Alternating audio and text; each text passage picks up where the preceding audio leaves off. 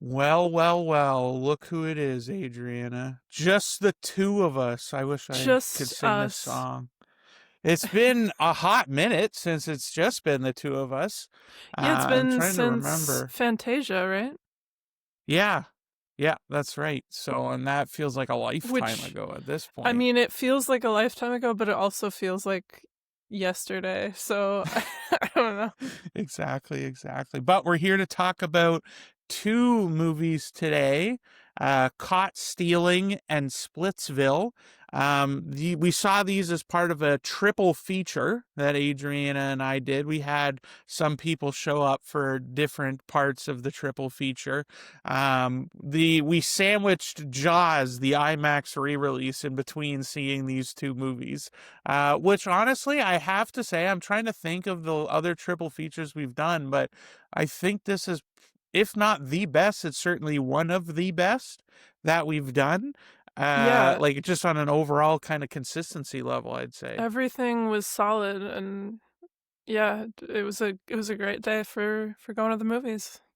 Do we want to talk about Jaws a little bit? Because that was like such I a mean, cool. we can. I love that movie, and I saw it when I was a kid a bunch, and then I remember I think it was called like Jaws Unleashed or something. It was like a PlayStation 2 game, and like I remember because I didn't have the movie growing up.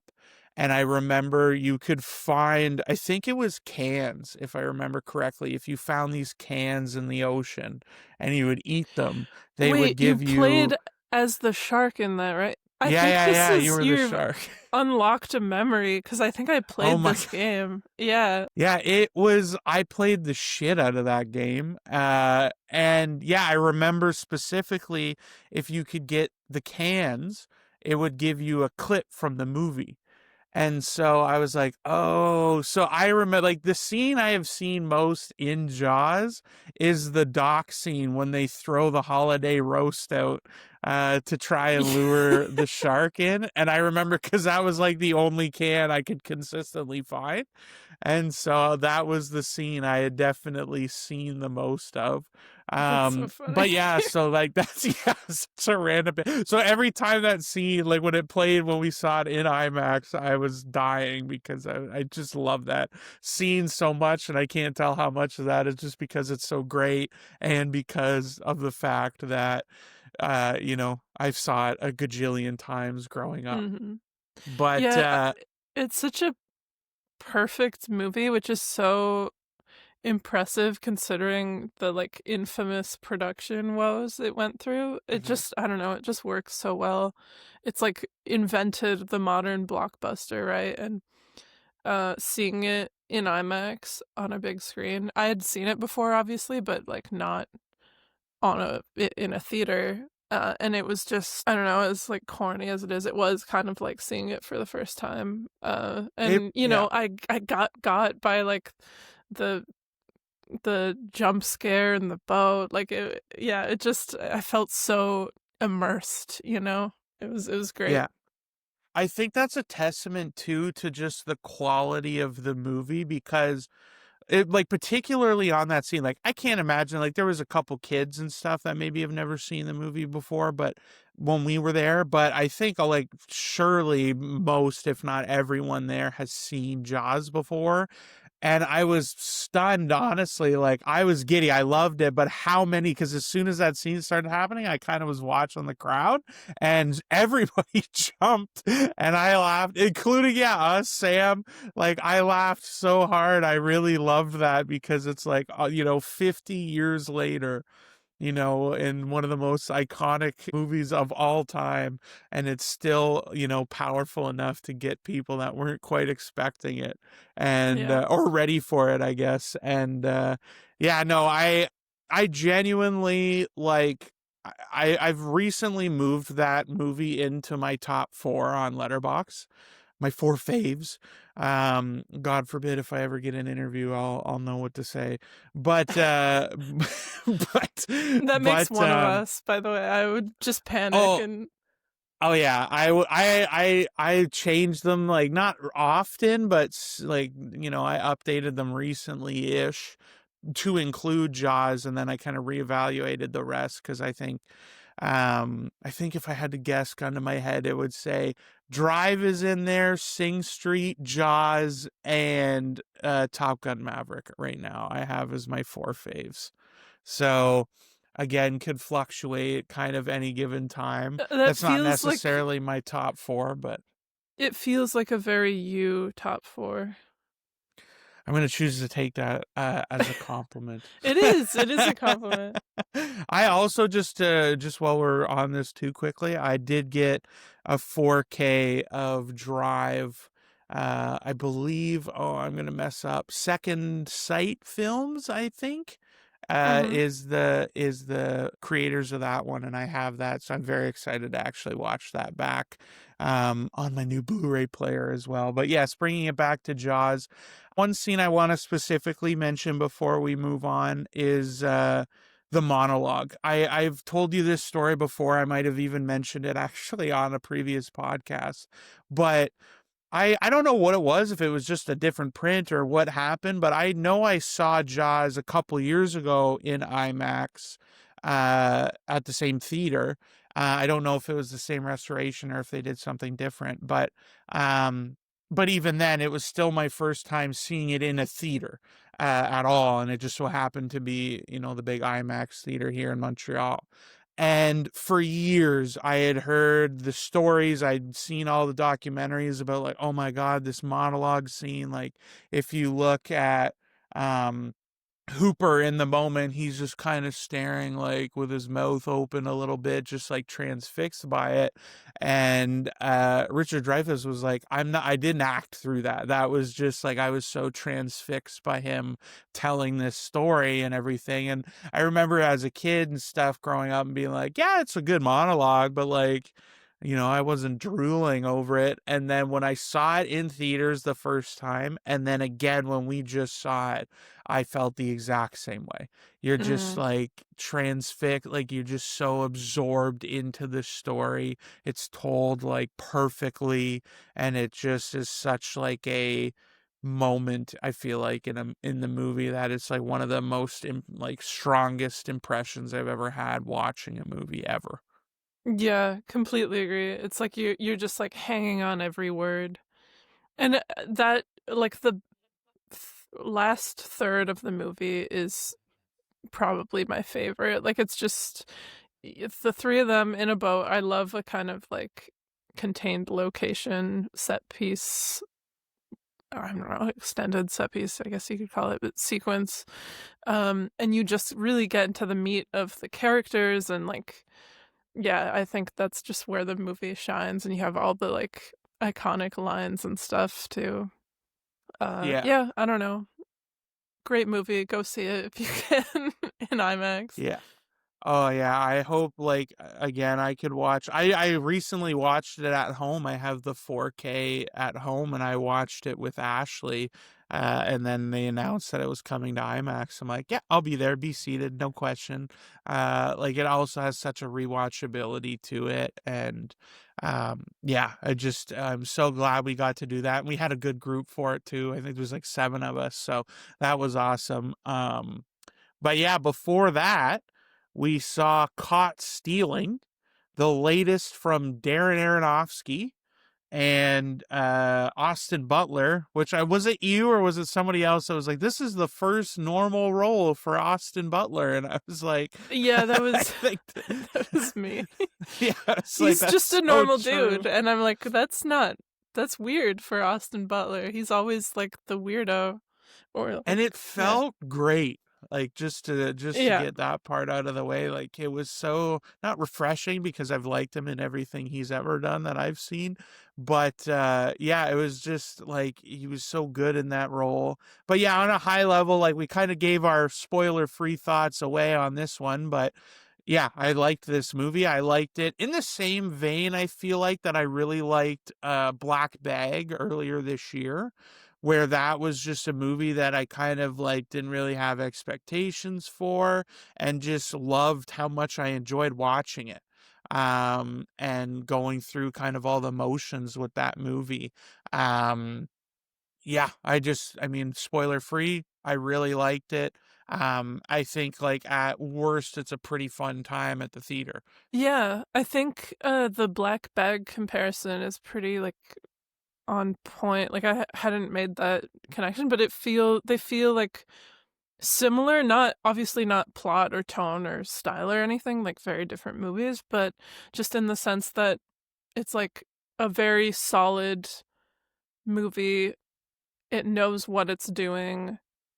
Uh doesn't really overstay its welcome, and in some senses feels a bit like a throwback to like a kind of movie that we haven't really seen in a while, maybe. I don't know, maybe this one a bit less than Black Bag, but yeah, I liked it too. It didn't really have like any major like complaints about it. I thought it was a really interesting move for Darren Aronofsky. Yeah, Um But yeah, we'll get into that. That's kind of my high yeah. level. I enjoyed it. Thought it was fun. Solid. The cast is great. Yeah, I think on my side, just to dig into it a little bit more, like I think this like maybe Aronofsky's in writer jail right now, after Mother and Noah, because now he's back to two directing gigs in a row here where he didn't write. The one gripe I'll say that we had, which is a weird gripe, but in context, like we had this weird feeling where it felt longer than it was, but we weren't necessarily bothered by that. Yeah. At least speaking for Sam and I, like it was, um, yeah, like I couldn't believe when it was like under 2 hours. That very much felt like it was at least 2 hours, I said, No, but I there felt wasn't that anything that I too. wanted to like cut or get rid of, but it did have Yeah. this weird, I'm like, oh, I remember being kind of surprised by that. It's hard to like pinpoint why it feels that way too. It's almost like the pacing isn't bad necessarily. Like it doesn't feel slow. Like a lot happens and we like it moves pretty quickly, but it also at the same time feels like more drawn out than you might expect a movie like this to feel, if that makes sense. Yeah, it's a strange thing. I don't know. So, well, let's kind of dive into it a little bit because I think well, like you said, the first thing that stands out is Austin. I almost call him Justin Butler. I have no idea why, but no, Austin Butler is this bartender, a normal dude, and yeah, like it's funny that just playing a guy is refreshing for Austin Butler because he's like, I'm trying to think of all the roles I've seen him in was Elvis, where obviously Fade Routha from Dune, Tex in Once Upon a Time in Hollywood. Right. Those are the three that I jump out always to me. And like, forget.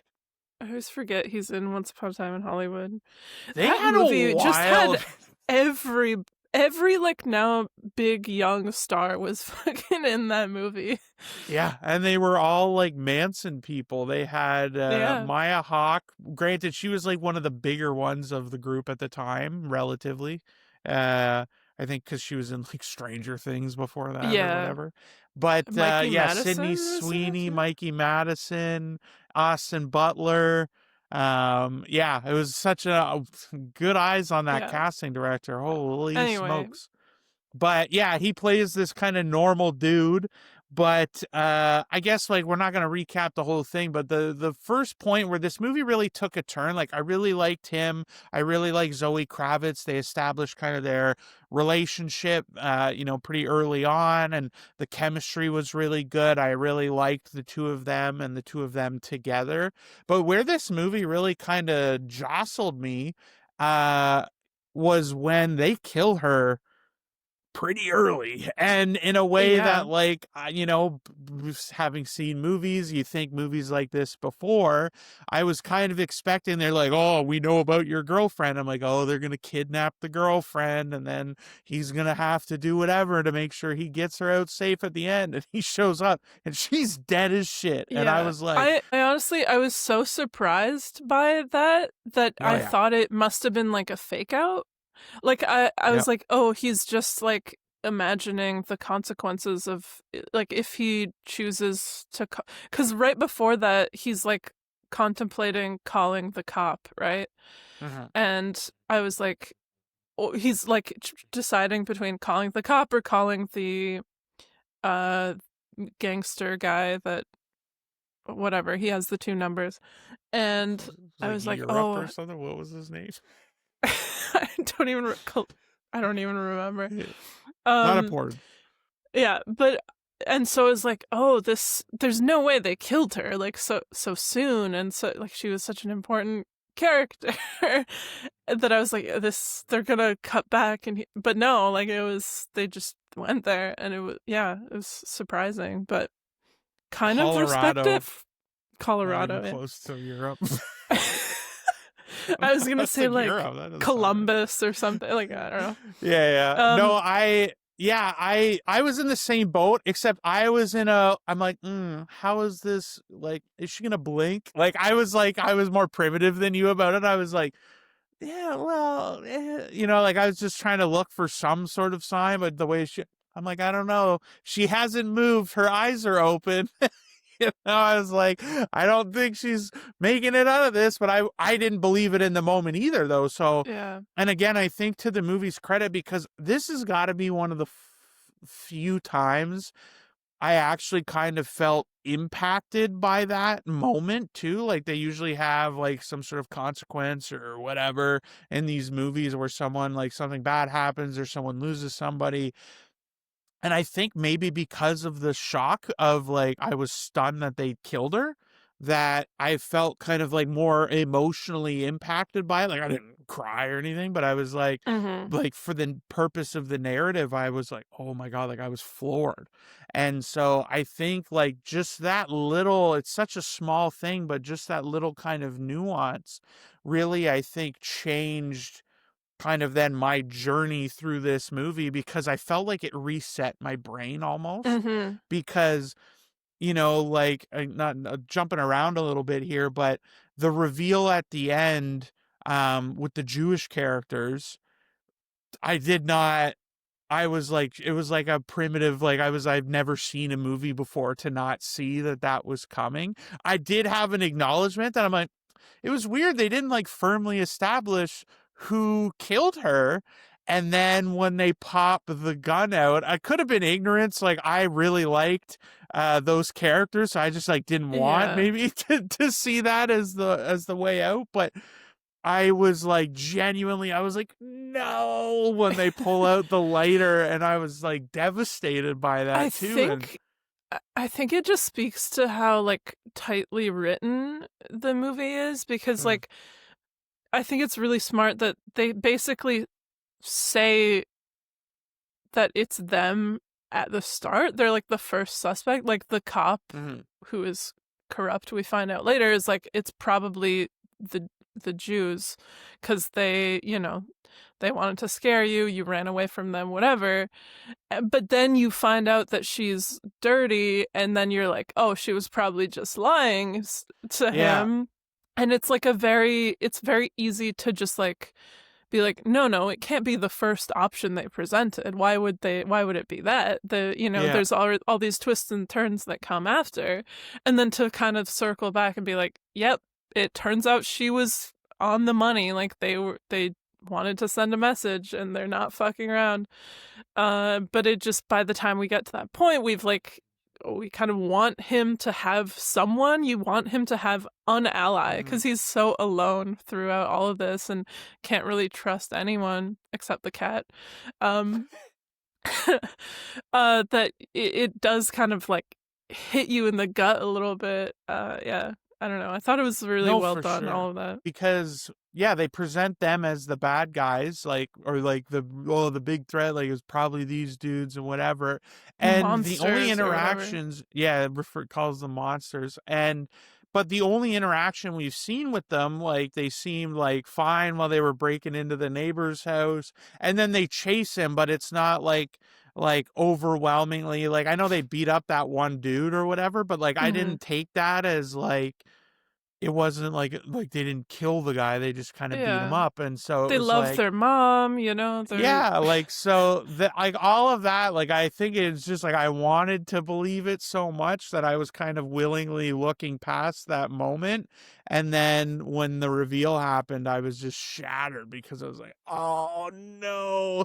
And, like, I really like kind of how that kind of ties back in. But to back up a little bit, yeah, was it Regina King plays the cop Yeah. who, yeah, like I remember being kind of thrown off when she like perfectly describes like basically every character that like he's come into contact with, and I'm like, oh, like it just felt slightly off, not dramatically off, but like enough that I'm like, oh, that was kind of weird. Like, cops, Yeah. like she knew what characters he was referencing, even though he was like referring to them vaguely, and like he I described think them as Ukrainian, and she's like, how do you know they were, like, in hindsight, yeah, it's like, oh, okay, yeah, it's because she's working with them. But in yeah. the moment, I Oh, didn't I didn't clock it clock for sure at that all. far. Yeah, it just felt a Yeah. little like, huh. And then when the reveal happens where it's like, oh, she is working with them, then I was like, oh, okay. Like then it really was like, okay, it was just off enough to make me like notice it, but not like it didn't blow the thing wide open or something too Uh-huh. early. It was just this little oddity. And again, I think, like you said, testament to the script there to really Yeah. kind And of the keep that nuance performances. there. Yeah, yeah, yeah, yeah. And that was the thing too, that if I had to knock also one other thing that's I guess spoilery is the whole thing with what the hell, what do they call a microbe? Yeah. The short guy. I was like, that drove me nuts that that guy didn't get bigger comeuppance, because he was like, he kicked the goddamn cat and Yeah. all he did was He get was beat up, such and a, I was like, devastated by that change. annoying little pin-headed asshole, you know? Yeah. Um, yeah, they kind of just play it for laughs a little, like they're gearing up for this fight, and then he just fucking knocks him out. Which is a good moment, but yeah, that guy deserved worse. I think. Oh yeah, I was like baffled that he Don't, didn't come back. I was like, come on, man, beat his ass. Like I wanted it to be real bad. yeah, you don't get away with kicking a cat. Yeah, animal stuff, and especially in this day and age when everyone's so hyper aware of like, does the animal die in the movie? Like everyone's tweaked out. I can say the cat makes it. It limps, but it does make it to the end, so no one needs to And panic about that. the cat plays a pretty instrumental role in the plot, I would say. It's, Yeah, yeah. Key moments. It comes up big. It's cat shit or fake cat shit in this case that yeah, and really then he kind of makes a difference. hides the key in its paw, and it's like bandaged paw.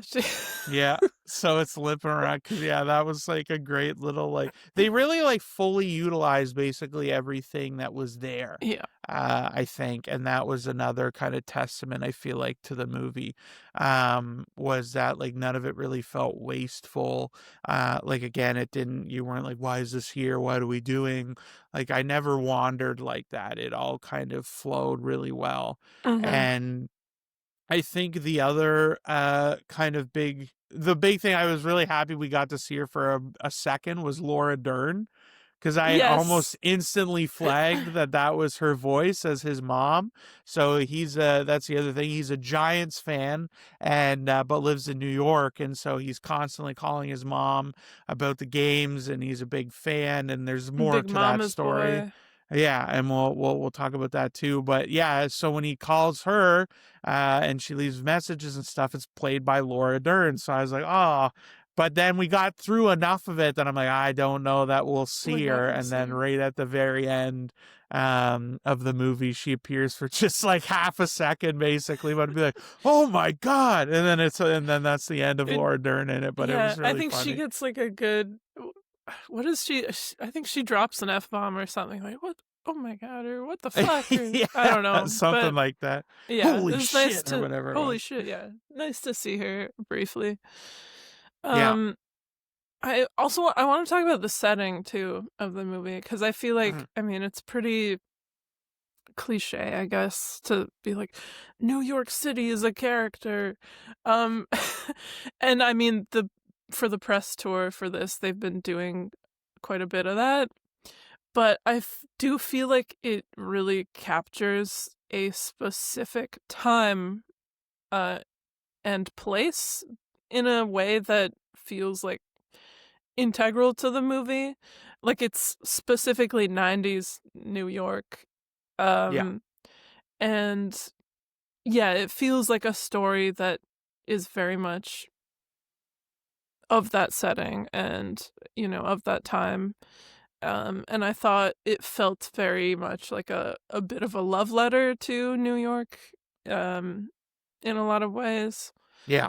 Yeah. I don't know, yeah, just I think very well done, but without like the setting felt integral but not overpowering, if that makes Yeah. sense. Like Yeah. It wasn't yeah. like I didn't feel like they were constantly like nudge wink like New York Yeah, bits yeah, so yeah. that if for like anything that we, if I've never been, but like it didn't feel like it was over the top or like too heavy-handed or anything like Yeah, that. exactly. Um and yeah, for sure. And it I love when they make places feel familiar.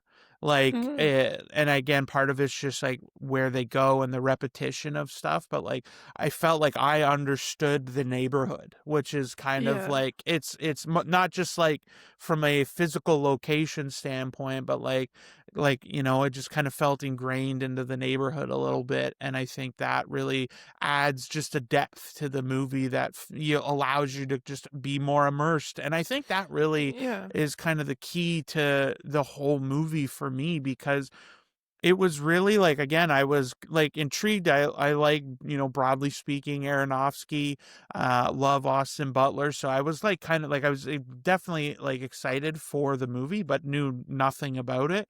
But I think like it just was so well put together. All of those aspects that we've kind of talked about, and especially that city, just allowed me to just kind of give myself into it. And that's why I think like ultimately, like, yeah, like I would say I loved it. Like I loved the Yeah. experience. It's not, like, it didn't like it wasn't the craziest. Like there was some like, great element, but it was just a phenomenal time at the movies. And as people that go to the movies a lot, I'm surprised by, just like how, like often we don't always feel that. And I think part of it Mhm. too also is that we had a great crowd really for this one. Yeah. I don't remember any like specifics on this, like any real distractions or anything like that. So, um, No, me that neither. definitely helps. So don't be an asshole at the movie theater, please. Just to go back slightly to the like feeling lived in and like familiar. I think all of the little side characters helped with that too, like the shop owner under his in the building where he lives, and like the homeless man who he talks to, which there was a bit, again, speaking to how like tightly written and how well choreographed, I guess, some of the plot twists and turns are. There was a moment where so he's looking for the key, right? He can't remember what Mhm. he did with it because he got blackout drunk. With no liver. Yeah, and he thinks he gave it to his boss, and then like turns out no. And it was right around that moment where I was like, I bet the homeless guy has it. I like it kind of clicked for me, and then right as I had that thought, he also had the thought and was like going home, and then like goes and talks to him, and of course he has the pants and finds the key. And I was like, oh, so like it wasn't even like I was smarter than the movie. It was like I was right on the same Yeah.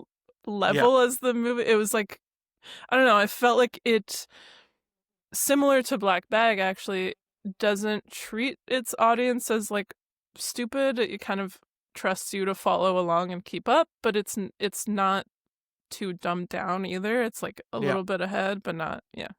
Well, it doesn't work overtime to like try to outsmart it either. Like it just Yes, is yeah, yeah. like it's simple but in a great way. Like it really is not like again because there's so many people, shout out Anthony that was like I'll never forget this line when he said Knives Out 2 when he's like as soon as they got to the island I knew it was Ed Norton. I was like you didn't know anything had happened yet. Like what do you mean you knew it was Ed Norton right away? Like the movie sets it up that he like was like in the trailers and stuff made it seem like he was going to be the guy that gets killed. So I was like what are you talking about? You knew it was Ed Norton the moment it happened on the island.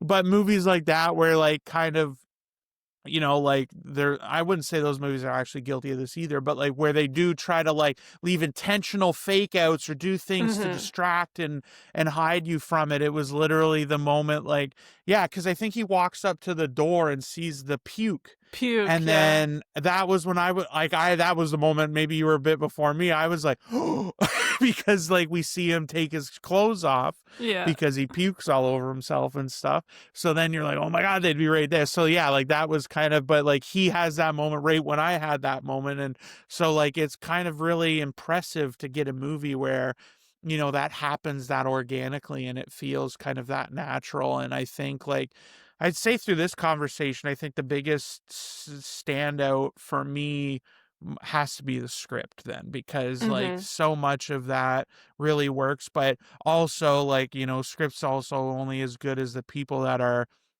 executing on it. And I think Yeah. like Aronofsky has some interesting like direction with this too. Like it's not it doesn't feel as samey as everything else that constantly always Yeah. feels like more of the same, and that you could have inserted like any director. Like it's hard for me to say this feels like an Aronofsky movie because they like I would argue almost none of his movies, well, I don't know if that's too broad, but like they're wildly different movies. Like, but comparing this to Black Swan or The Whale or Mother, like those seem like such wildly kind of contrasted movies. There's some like visual signature and stuff like that he brings, obviously, but like, yeah, it's definitely kind of an interesting, setup that way. And so like, especially the things that I remember most was the car scenes in Austin Butler's, like, well, the flashbacks and then they bring it back at the end,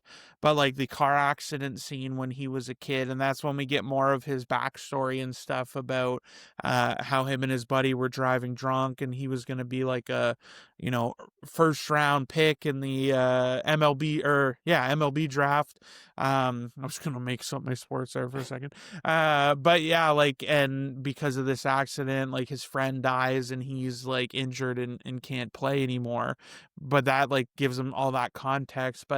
Um, but the way they like, well, they tease that out a little bit. Like we see the accident, but it cuts away before like the real part happens, and then just that front shot of like the car kind of wrapping Yeah. around the pole and everything, like felt was just like again like a little thing, but a flourish that really helped. And I really loved how that comes back at the end when he's in the van and does it intentionally this time.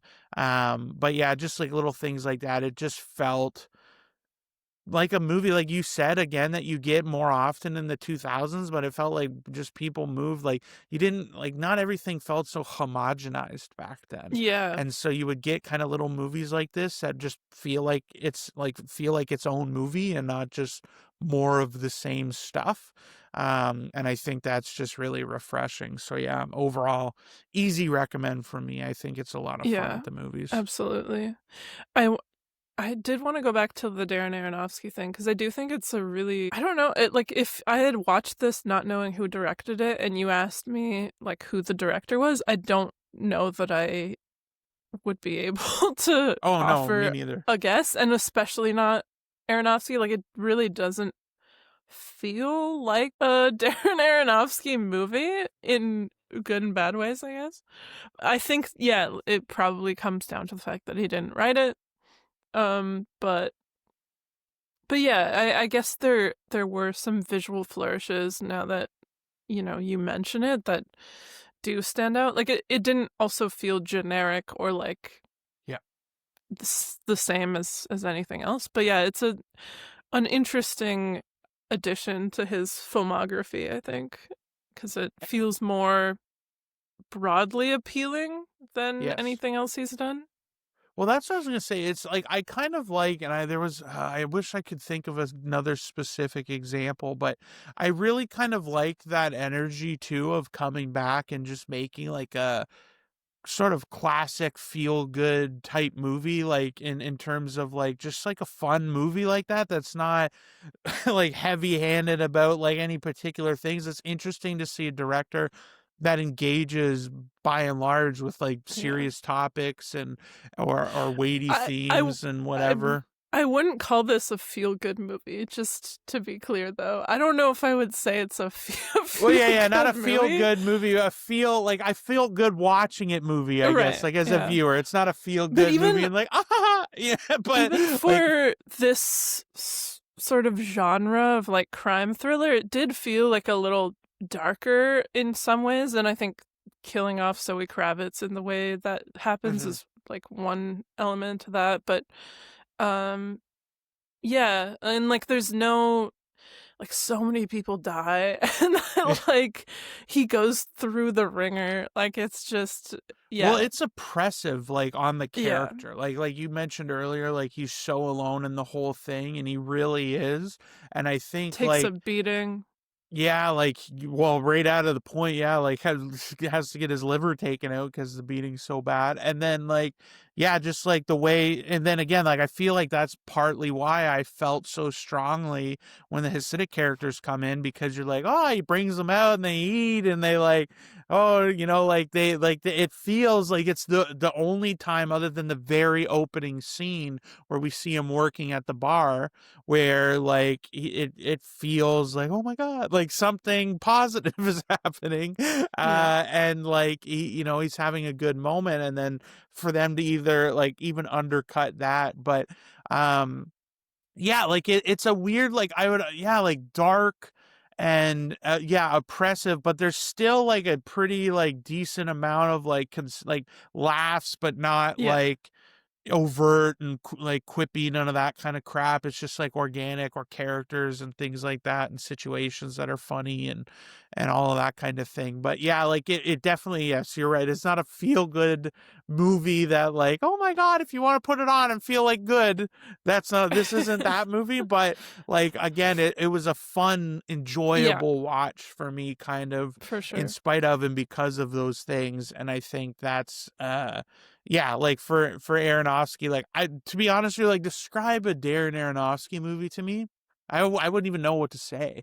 Like I've seen well, most of his stuff for sure, and I couldn't even tell you, like I couldn't explain it. So I agree, but there's definitely something, because it does, like I said, it does feel different enough that it doesn't blend in. And so like to see Mhm. someone that does these kinds of like more interesting um like with more depth, I guess, to them, uh not always mother, but like who at least tackles themes in a kind of all in way, I guess, maybe is a better way to say that. It's fun to see them kind of come in and just take like a normal movie, I guess, for lack of a better word, and bring like life to it in the way that they Yeah. do. And I think that's just really enjoyable. So I love to see stuff like that. So Yeah, um agreed. yeah, well, should we jump into Yeah. Splitsville now? Which, like, and I couldn't even think, because I was genuinely afraid to put this in my letterbox review just in case it like blew up and people hated on it, because without the context, I feel like it doesn't make sense. But I was like, I haven't felt this exhausted by a movie since Uncut Gems, which is like a wildly different kind of movie, to be clear. But this was so fun. Like, just to be very clear, I Yeah. like really liked this movie. We had a lot of fun with this movie, but it was exhausting in the best way possible. And I know you and I will dig into this on a kind of in the spoiler section, because I remember I even commented on your letterbox for being like, was it? And we can have a philosophical debate about that. But this was a really fun rom-com, probably the most, well, rom-com, I don't even know if is I that don't right. I've seen a Is there lot of romance people. in this movie? No, I Technically, wouldn't call it a a rom-com. relationship com, is that a thing? So a lot of people have I've seen describe this movie as a screwball comedy, and I think I'm gonna co-sign Yeah. that. I think it's like a screwball comedy. Um, and yeah, I don't know. I think like we're so back. Like, comedies are, are back. Funny movies are in theaters again. Between, like, Naked Gun, this, I don't know, there's probably others that I haven't seen or that I'm forgetting. It's like, it's really good and refreshing to see these kinds of movies. Yeah, I can't remember the last time I saw a movie like this that was just like a comedy about people and relationships, and but there's like gags and bits, and there's like a ton of jokes, and some of them are very like subtle, and some of them are very like silly and over the top. Uh yeah, I don't know. I really liked it. I had a really fun time with it. I think the main four in the cast are like were excellent. Although we can also talk about the casting a bit. But yeah, that's kind of like my high level thought. I really enjoyed this movie. I had a fun time with it. I laughed a Yeah, lot. it was a blast, and I like so much steady laughs. And I think I tend to agree. It's like it's a screwball comedy about relationships, open relationships, and so like yeah, I definitely it's not a rom-com in your traditional sense at all. That's very true. But I think like to the movies, like it was just like I guess I feel like broadly we don't get a lot of relationship comedies that just aren't rom-coms. So I Yeah. felt like this kind of stands out because of that in part. But yeah, so easy recommendation from both of us. Brandon actually texted me that he was gonna go see Weapons again. And I was like, Oh, dude, go interesting. see with Renata. And I was like, dude, go see Splitsville. Like, it's gonna be even for how he was, I think, more positive than the two of us were on Weapons. I'm like, Splitsville's a lot of fun, man. I think you would enjoy it. Yeah. But sometimes good advice goes unheeded. But yeah, no, to dig into this, like again it could have been the day, like this was what we closed off the triple feature, but I do think I have to give them, and again I say this positively to the movie's credit, it was absolutely exhausting just because of like the back and forth. And I do have to say on the outset, the movie opens, they're driving to their friend's house. I don't even remember the guy's name. He was the writer, I believe, right? The Uh writer and the star. Is that how this all comes Yes, together? co-writers and Yes, we're the two main co-star, kind of and then guys the in there. other guy directed it and also co-wrote it. Oh, the Um, friend was the director? yes, yeah, yeah, Ooh, I didn't clock that. yeah. So Okay. they're like a creative duo, I guess. Like I kind of looked into them. They have one other feature before this, from 2019 called The Climb, where again both of them also star, and they like Okay. similar thing. He directed, they co-wrote it. And that one is also, I think, about, well, like two best friends who are on like this long uh bike ride, and then there's also infidelity, like the one sleeps with his friend's wife. So I'm like, is there something you guys are like working out here on through movies? Because like it's two movies where you're like They dealing tell you with to like write what you know, best right? friends That's what they say. sleeping with one's wife or girlfriend or whatever.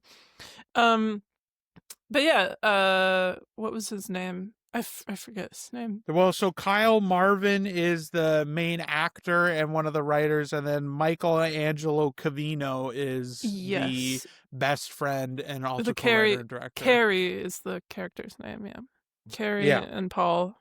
Yeah. Yeah, so for me, the movie lost me almost right out of the beginning. I want to rewind to that. I told you this bit after, but who are the stars in this too? Because there's Dakota Johnson who Um. plays the best friend's wife, and they're the ones that have an Yeah, open relationship. But the movie and then opens there's with Adria Arjona, who was right in the Linklater movie with Glenn Powell. Hitman, What is Hitman? Yes, she was great in Hitman. I think she was great in this phenomenal. too. She is Um, there. She's yeah, phenomenal. Like I really liked her in I'm a big that. I fan of really liked her. her in this. But it is funny for me to have these two dudes that are like they're not ugly or whatever, but they're like normal-ish guys, and their love Yeah, interests are Dakota Johnson I and there was, I think Adria Arjona. I read one review that's like the two hottest women fighting over the middest men you've ever seen or something like that. I was I like, think yeah, that's not an unfair description, and like kudos to yeah. the boys for And that's building their what I cred that meant way. when I was like, we should talk about the casting a little bit, because it does feel a little bit like wishful thinking, aspirational casting a little bit, like in the long tradition of like men in powerful positions in Hollywood writing themselves as being with like women that are way out of their league. But I will, to this movie's credit, I think they're like self-aware about that, and Yeah. it's like it doesn't feel as egregious, because Well, also because Dakota both of Johnson the is a guys are producer and like, insecure, right, yes, about yeah, that yeah, kind of stuff. So like, and they're aware of it too. So it's not like the movie pretends that this is no. not, equal footing in that regard. But yeah, I think where the movie lost me at the beginning was they were driving and she asks like, oh, do you want hand or mouth? And he says hand, and I laughed so hard because I'm like, what? Who the fuck in their right mind would be making that decision? But like you said about the wish fulfillment casting, not only do you write yourselves with incredibly hot women as your love interests, one of them also wrote themselves as having a huge dick, which you see multiple times in this movie. Like if you thought Forgetting Sarah Marshall had dick in it, this movie's we gonna one up that one. When we were talking about the dick shot in Toxic Avenger, I was like, man, that movie has nothing on Splitsville. Like, No. it's like, yeah, I don't know. I mean, it's nice to see. I was gonna say it's nice to see dick in mainstream movies again.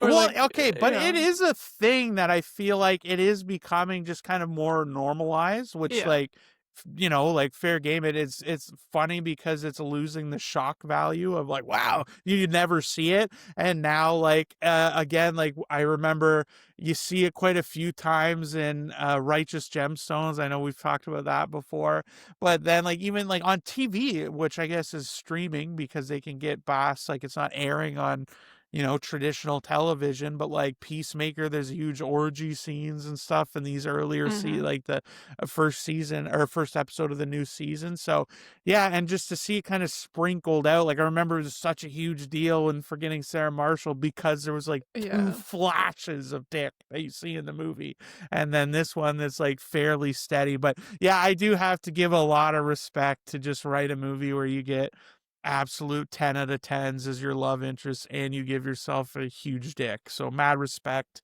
to those guys for that one. But yeah, I I want to dig into like I don't want to misquote you, but you said something to the effect of like a sales pitch or whatever for open relationships, or the No, case for open no, relationships or something no. like this. Okay, so my Letterboxd review, which I was like very on the fence about posting because I was like, I don't even know if this makes sense, but I was just like tired, end of day, whatever. The most stressful and hilarious argument against monogamy is oh yeah, that's right. I couldn't disagree more. I basically wanted to come home and get married for the rest of my life because of this movie. I was so absolutely. All right, go make your case. Make your on case. the Make record. your case. So okay, even as I was writing it, I was like, for against, but but my whole thing is like these four people, like if they just fucked each other, if they just got into like a polycule, they would probably be happy. That's kind of where they end up by the end of the movie, is like they're technically with their partners, whatever, or Dakota Johnson and yeah, they end up where Paul they started. Are kind of like they're not quite together anymore, but they kind of are, and they still have a kid, whatever. But they're all just like one big happy family kind of thing. And I'm like, yeah, just do that. You could have avoided all of that if you just did that from the beginning. And that's kind of all I meant by that. But I don't think it would work out. long term. It just, I don't Right. know. No, that's what I mean about like the exhausting nature of this, because like without, and we're full on in spoilers at this point. Definitely, like if you have not seen this movie, I definitely go see it, go see it.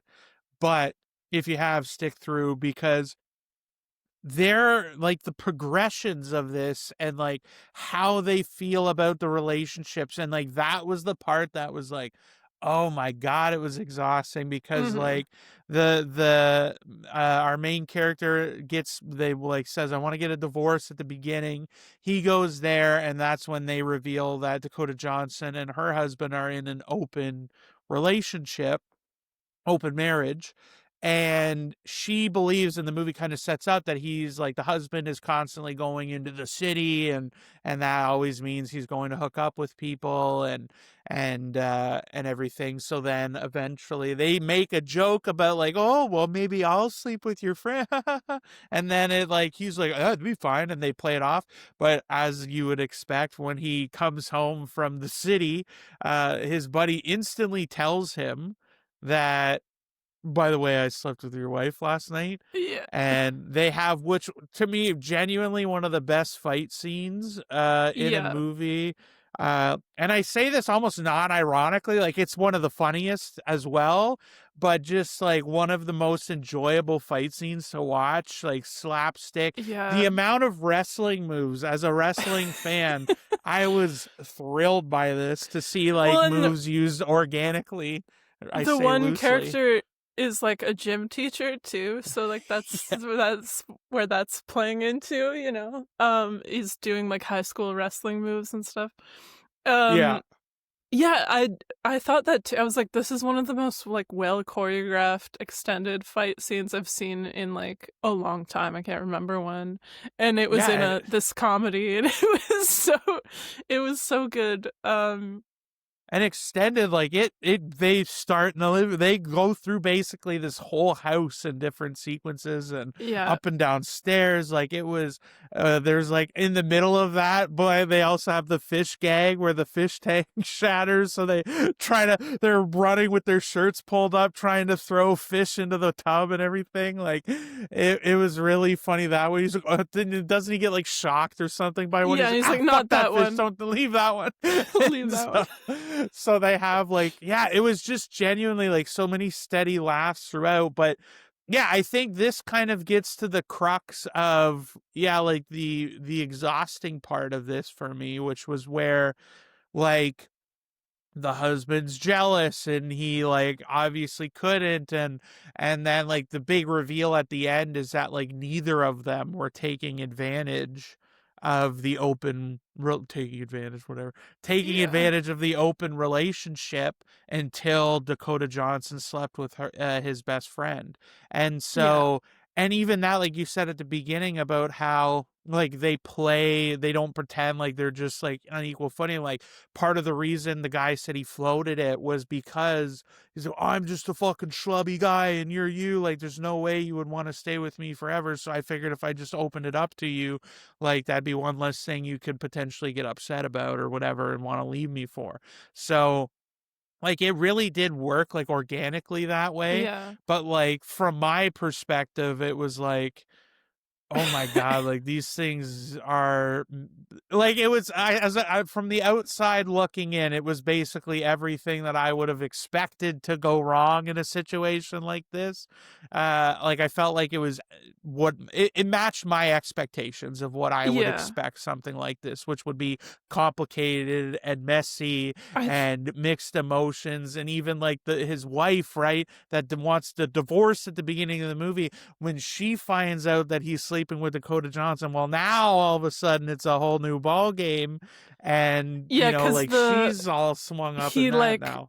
takes the idea and like floats it to her as a, Yes. but really he wants to make her jealous, and it's like this weird mind game power play of like Yeah. she's like has taking on all these lovers, and he's just befriending them, and they're hanging around the house, and it's like Is stay in the just house. pissing her off.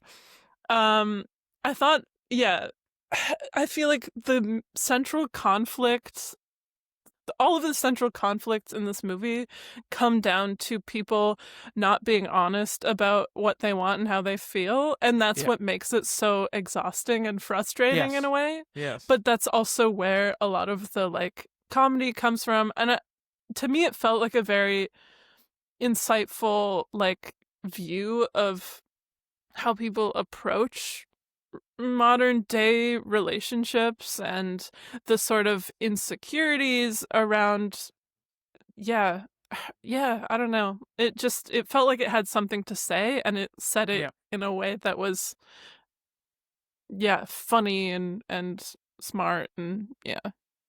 Yeah, and like to be clear too, when I say exhausting, like it was exhausting because like I was laughing so consistently, and again, it was just like you said, it adds to this kind of exacerbated feeling when it's just like all of these characters that are just not being honest and with themselves and each other, Yeah. and like that kind of like what that like complicated situation ultimately leads to.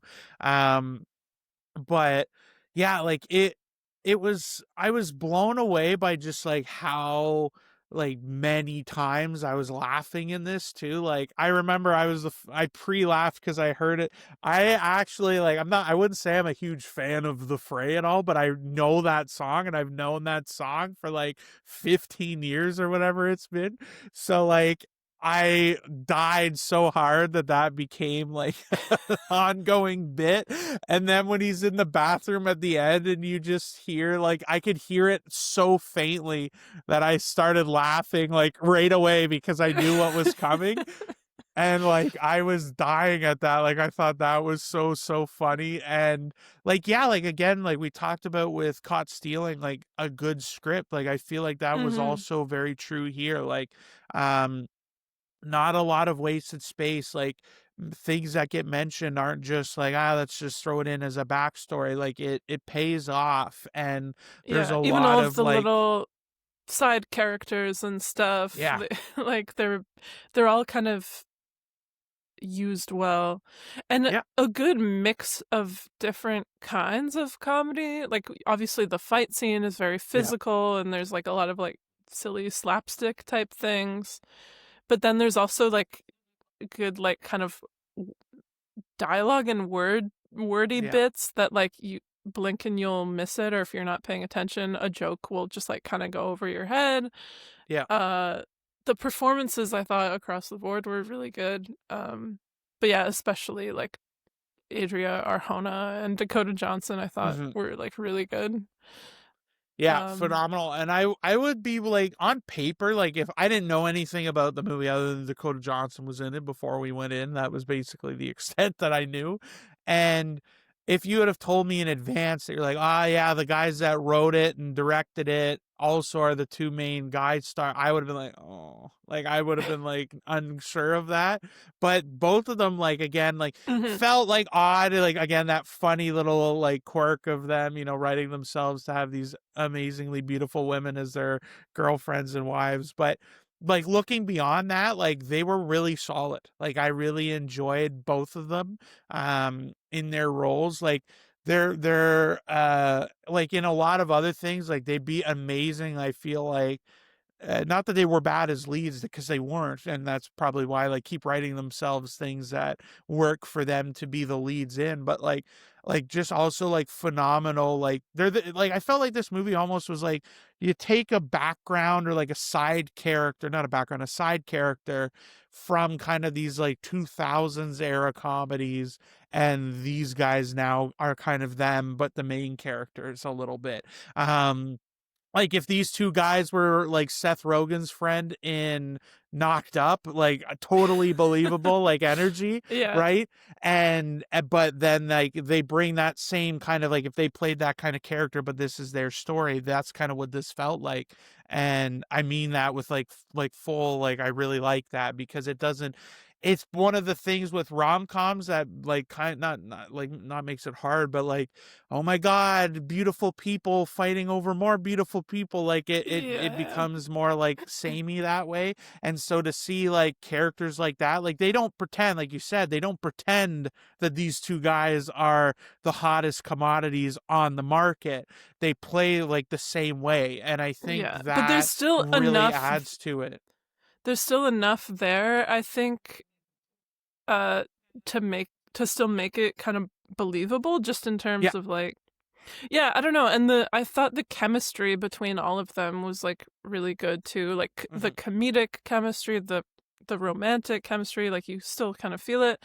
And then the sort of best friend chemistry between the two male leads, like it all kind of just works. And yeah, I mean, this is the kind of movie that like lives and dies by its cast. So Yeah. you know, if those things weren't there, the whole movie wouldn't work. So Yeah. I think it genuinely, the chemistry with the four of them is great. And even like kind of the anti-chemistry mhm. when uh they try to like, oh, let's sleep together to piss them off and make them Yeah. jealous, but they don't like you. Like, I mean, he's obviously attracted to her, which again, I liked that dynamic. Like obviously he would do it, but she's like, I don't really know, I'm not sure. And they have like, they play that up for a bit, and that's really funny too.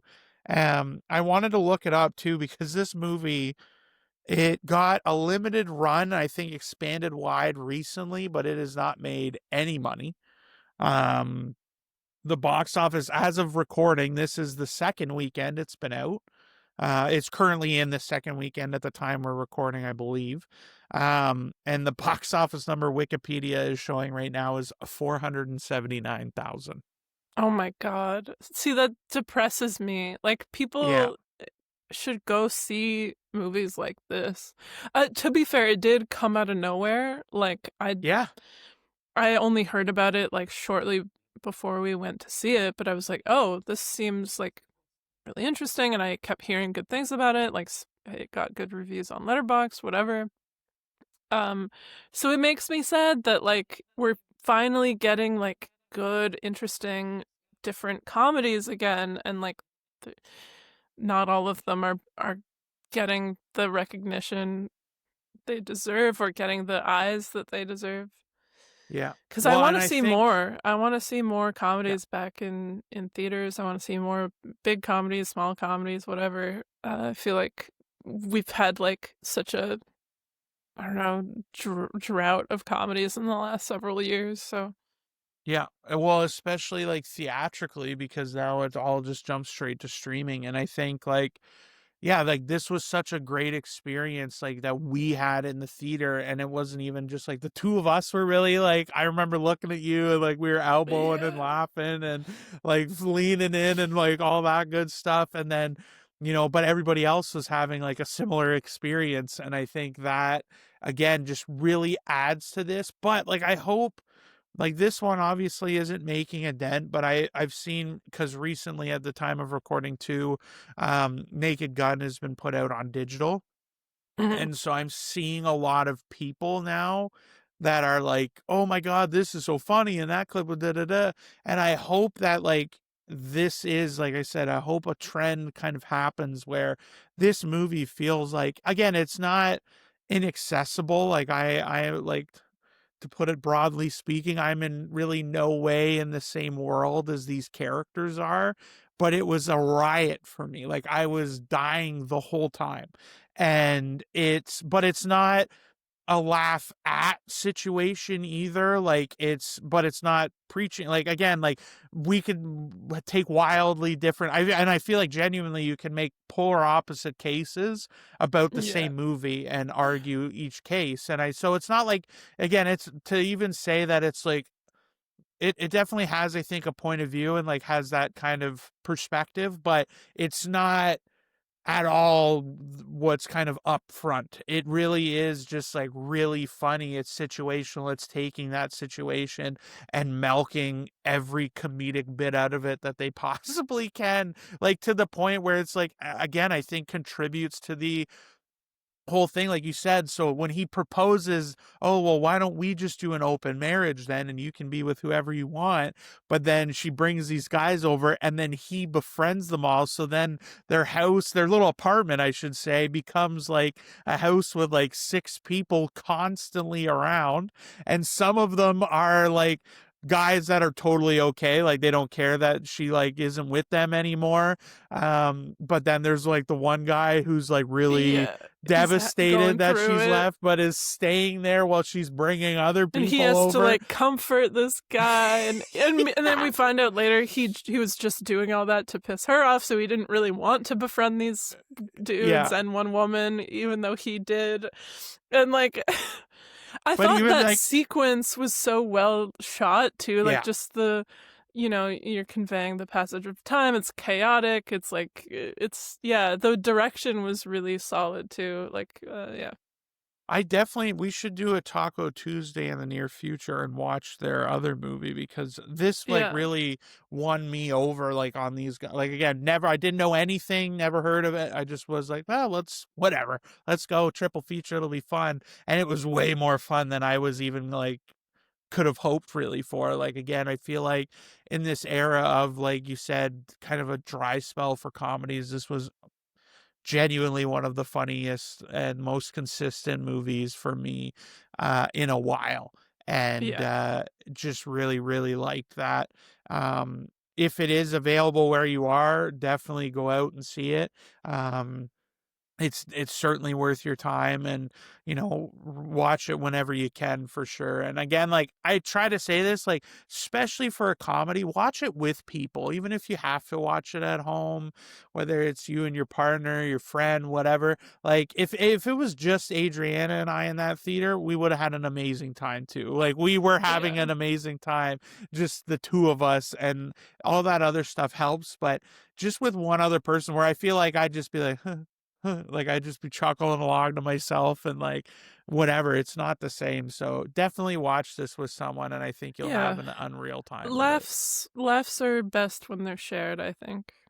Exactly, exactly. So I think, well, and that's the other thing. If you do go to the theater, though, let's just use some common sense here, folks. Okay, take the path of least resistance. If you have to leave the movie and you only have to walk past your friend to get out and around, then just do that. Don't cross the long way to go in front of 6 other people to then go down and do that multiple times in one movie. Come on, guys, theater etiquette. I swear to God, someday we're gonna cut through this noise. It has to happen. There will be an inflection point, and I just hope we win out. Just use common sense when you're at the movies, guys.